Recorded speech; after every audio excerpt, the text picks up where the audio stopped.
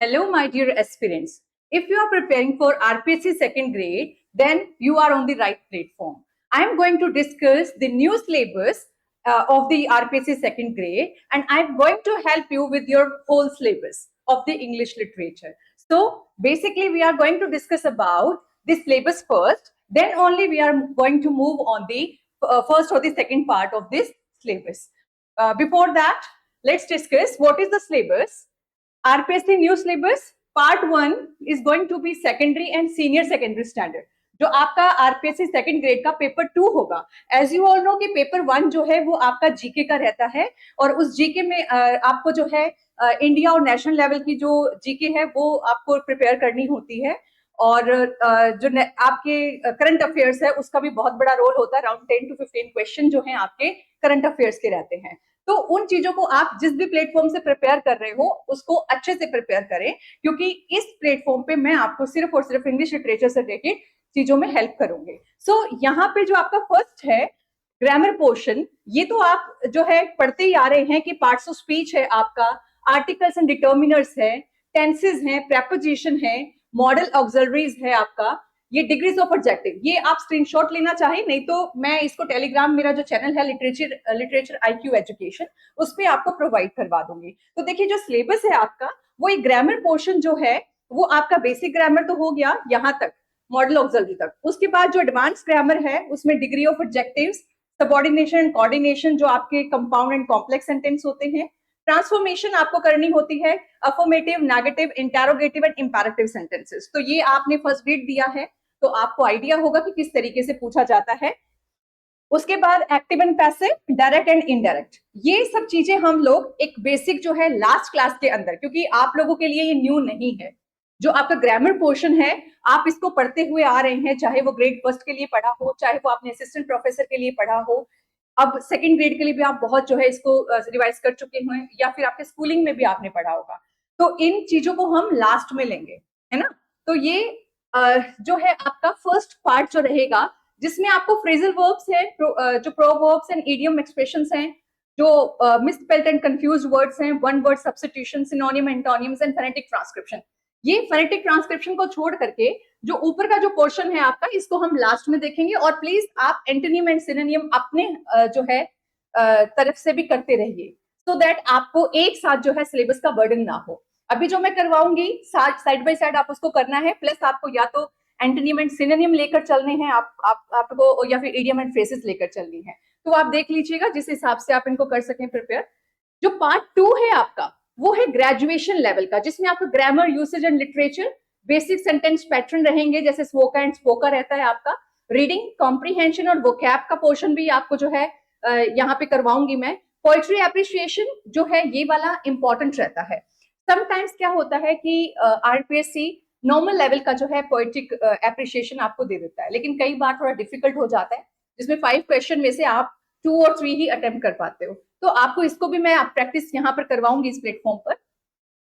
जो हमारी first class start होगी वो आपकी स्टार्ट होगी acquaintance with literary forms end devices. तो आपको ये फ्री ऑफ कॉस्ट रहेगा यूट्यूब पे, आपका 30 डे का प्लान में लेकर आ रही हूँ। कल से आपकी इसकी क्लासेस जो है वो शूट करके डाल दी जाएंगी। तो आप देखिए इन लिटरेरी डिवाइसेस, फॉर्म्स में, टेक्निक्स में आपको क्या क्या पढ़ना है। आपको गिवन है सिलेबस, बिफोर दैट क्या था कि आपको नहीं गिवन थी प्रॉपर चीजें कि आपको अगर ब्रिटिश लिटरेचर को पढ़ना है या फिर आपको किसी भी टॉपिक को पढ़ना है तो कितना डेप्थ में पढ़ना है। लेकिन अब की बार अच्छी बात ये हुई है कि आरपीएस ने सब कुछ क्लैरिफाई कर दिया है। So it's good for you कि आप इनको जो चीजें आपको दे रखी हैं इससे बाहर पढ़ने की जरूरत नहीं है। Simile, metaphor, personification, pun, hyperbole, alliteration, onomatopoeia, sonnet, ode, elegy, ballad, soliloquy, dramatic monologue and stream of consciousness, इनको हम बहुत ही अच्छे तरीके से डिटेल में स्टडी करने वाले हैं। आपने पढ़ा होगा ओड क्या होती है, but what are the kinds of ode. Sonnet आपको पता है 14 लाइंस की होती हैं, बट 10.5 लाइंस की भी होती है, जिनको कर्टल सोनेट कहा जाता है, जिसके लिए जो है हॉपकिन फेमस है। तो ये भी चीजें मैं आपको यहाँ पर करवाऊंगी जो इनके साथ रिलेटेड हैं। ये आपका पहला जो है, पहली क्लास जो आपकी रहेगी वो लिटरेरी डिवाइसेस और आपके जो है फिगर ऑफ स्पीच से रिलेटेड रहेंगी। ठीक है, literary forms, devices and techniques से रिलेटेड रहेंगी। उसके बाद देखिए you have major literary periods. आपको पता है ये मैंने फुल फ्लेज क्लासेस भी डाली हैं, है ना। तो फुल फ्लेज क्लासेस अगर आप मेरी देखना चाहते हैं तो मेरे चैनल पे, इसी चैनल पे आप विजिट करें और आप वीडियोस में देखें जो यूजीसी नेट का सिलेबस है। आपने जो है नेट का सिलेबस अगर कभी गो थ्रू आप हुए हैं तो आपको अच्छे से पता होगा कि ये सिलेबस जो है Renaissance period, metaphysical period, Jacobian period, new classical, romantic, Victorian, modern, ये सारे के सारे लिटरेरी पीरियड्स मैंने काफी अच्छे से आपको करवा रखे हैं। उसमें रेनेसा पीरियड में आपके एलिजाबेथन पीरियड का टाइम हो जाएगा, मेटाफिजिकल जॉन डन की पोएट्री के लिए फेमस है वो हो जाएगा, जैकबियन राइटर्स हैं आपके, नियो क्लासिकल अलेक्जेंडर पोप की एज हो जाएगी, रोमांटिक राइटर्स जो लेक पोएट्स है उनके आपके क्वेश्चन जैसे अभी भी आरपीएससी में पूछा गया था फर्स्ट ग्रेड के अंदर, विक्टोरियन में आपके जो पेसिमिस्टिक और ऑप्टिमिस्टिक राइटर्स हैं उनको हम लोग करते हैं, मॉडर्न के अंदर वर्जीनिया वुल्फ हैं आपकी फेमिनिस्ट, टीएस एलियट हैं आपके। तो मॉडर्न जो एक्सपेरिमेंटेशन वो लोग करते थे, मॉडर्न राइटिंग्स वो भी हम ट्रॉप्स भी देखेंगे कि किस प्रकार की कैरेक्टरिस्टिक्स जो हैं उस एज से, पर्टिकुलर एज से जो है हम प्रिपेयर कर सकते हैं as an aspirant of RPSC grade 2। तो आप बने रहिएगा मेरे साथ टिल 30 डेज, आपको एक फुल फ्लेज जो है मैं एक प्रोग्राम दूंगी, बढ़िया तरीके से आपकी तैयारी हो जाएगी।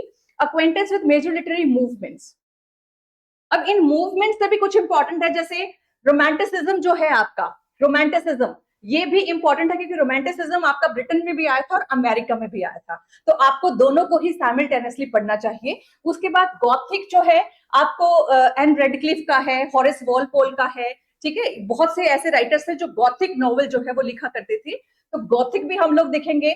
पीआरबी जो आपका प्री रेफलाइट मूवमेंट है, जिनकी फेमस मैगजीन जर्म 1848 में आई थी, उसमें कौन कौन पीआरबी पॉइंट्स कहलाते हैं, क्यों उनको पीआरबी पॉइंट्स कहा जाता है, वो सब भी हम लोग देखेंगे। रियलिज्म आपको पता है, सोशल रियलिज्म या रियलिज्म जो है जो जैसी जो सोसाइटी है उसको हूबहू प्रेजेंट करना, है ना, दैट इज रियलिज्म, और इसके लिए हेनरी जेम्स जाने जाते हैं, ठीक है। तो आपको ये भी मैं बताऊंगी। एग्जिस्टेंशियलिज्म जो क्वेश्चन होता है about the existence of our human life, उसके ऊपर भी क्वेश्चन बनेंगे। तो एग्जिस्टेंशियलिज्म जो आपका मूवमेंट है वो भी हम डिटेल में पढ़ेंगे। तो आपने 3, 4 और 5 ये वाले 3 जो हैं, अभी स्टार्टिंग में मैं इनकी डेली जो है क्लासेस डालूंगी, तो आपको अच्छे से प्रिपेयर करना है इनको, इससे बाहर कुछ नहीं आएगा। मैं एक ऑथेंटिक सोर्स के साथ जो है आपको ये सब करवाने वाली हूँ, और इसमें से आपको कम से कम जो है आपके 150 जो है लगभग क्वेश्चंस आएंगे, आपको हूबहू क्वेश्चन 100+ क्वेश्चन आपको मिल जाएंगे।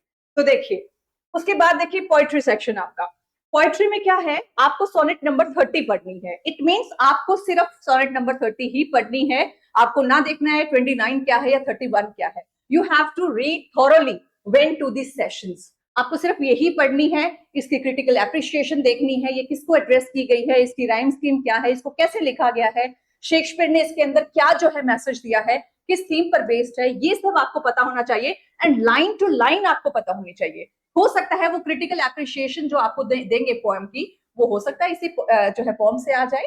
तो अच्छे से प्रिपेयर करना है।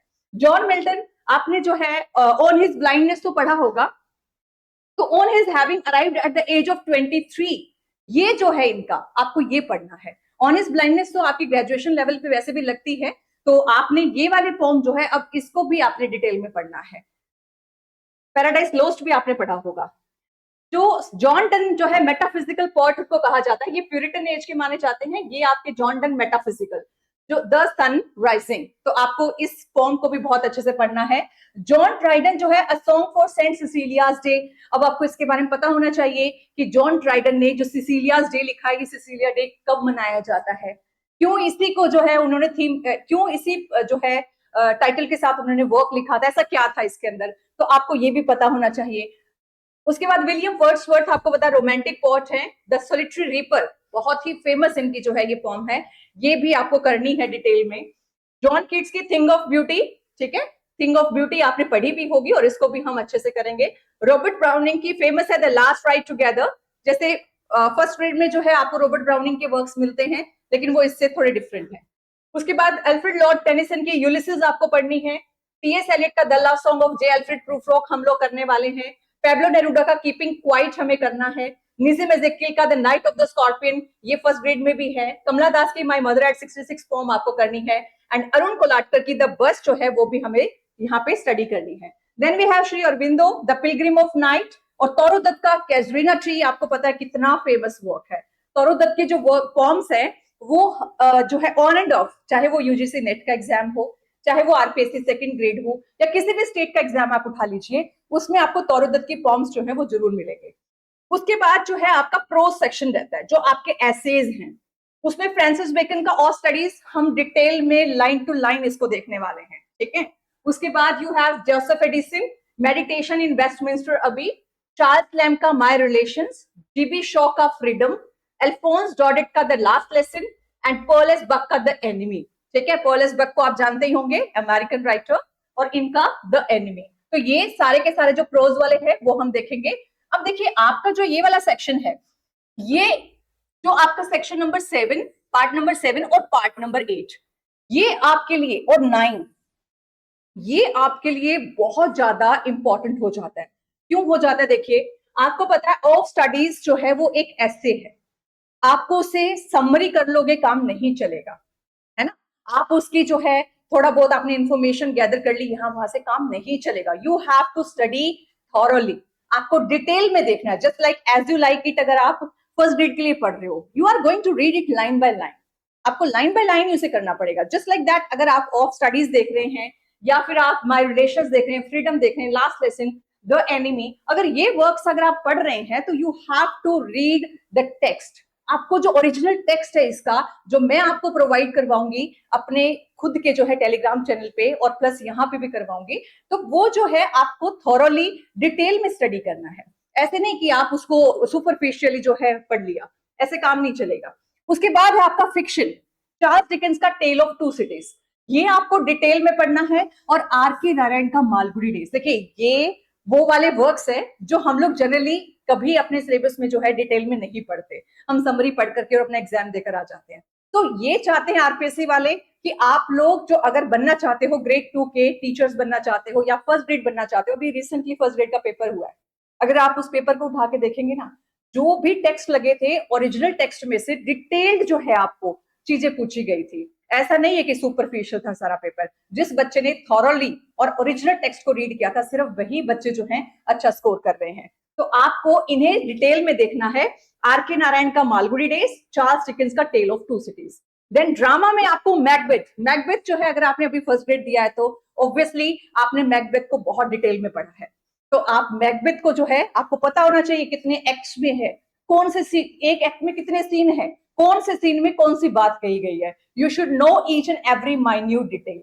उसके बाद आपके पास जो है एंटोन चेकोव का अ मैरिज प्रपोजल, ये भी आपको ये एक चैप्टर लगता है एज एन आप कह सकते हो आपकी स्कूल लाइफ में भी ये होगा, मैरिज प्रपोजल। तो इसके अंदर जो है आप उस पूरे के पूरे टेक्स्ट को पढ़ेंगे तो आपको कोई भी क्वेश्चन पूछ लिया जाए, यू आर इजिली आंसरेबल। तो आपको डिटेल में इन जो पार्ट्स को है 7, 8 और 9, इन पार्ट्स को आपने डिटेल में ही देखना है, आपको इन्हें स्किप नहीं करना।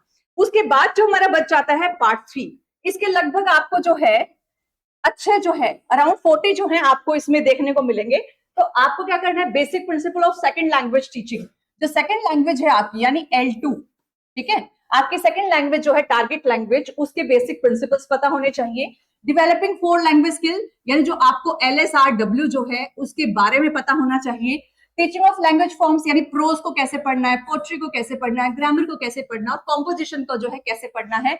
ये टीचिंग ऑफ लैंग्वेज फॉर्म्स, इनको कैसे टीच करना है ये भी आपको पता होना चाहिए। और approaches and methods of English language, जैसे GMT है आपका यानी grammar translation method, direct method, structural method, audiolingual method, communication English language teaching, और इसके बाद इवैल्यूएशन इन इंग्लिश लैंग्वेज। ये जो आपके 5 पार्ट्स जो टॉपिक है, ये आपको टिप्स पे होने चाहिए, क्योंकि इसको इससे पहले आपने कहां पढ़ा है सोचिए जरा। यस, आप जब टीचिंग मेथड्स पढ़ते हैं सेकंड ग्रेड में, तो उसके साथ साथ आपको ये मिलता है रीट लेवल 2 के अंदर भी। रीट में भी आपने ये चीजें पढ़ी होंगी, so it is not going to be very difficult for you. इसको आपने पहले भी पढ़ा है। अगर GMT की बात करें, सॉरी GTM की बात करें, तो आपकी ग्रामर ट्रांसलेशन मेथड है। इसमें ग्रामर को जैसे हम लोग इंडियन क्लासेस में जिस तरीके से पढ़ते हैं, जैसे टीच किए जाते हैं स्टूडेंट्स को टीचर्स के द्वारा, वो हमारा सिंपल होता है GTM यानी ग्रामर ट्रांसलेशन मेथड।